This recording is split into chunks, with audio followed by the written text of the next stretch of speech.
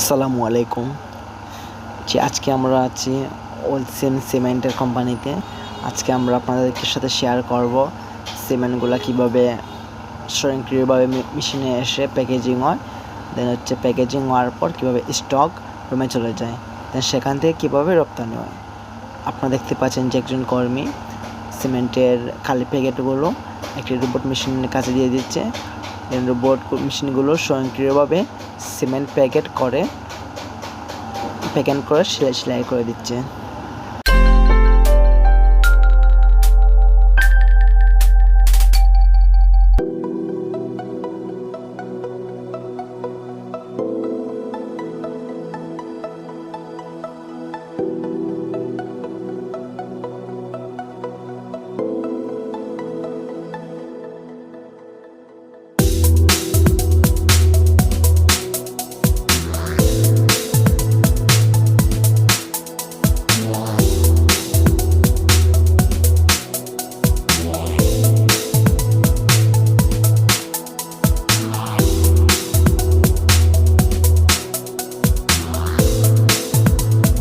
এভাবেই সিমেন্টগুলো এক এক করে প্যাকেট হয়ে স্বয়ংক্রিয় বেল্টের মাধ্যমে দিয়ে জমা হয়, দেন সেখান থেকে সারা বাংলাদেশ প্রোডাক্টগুলো রপ্তানি হয়।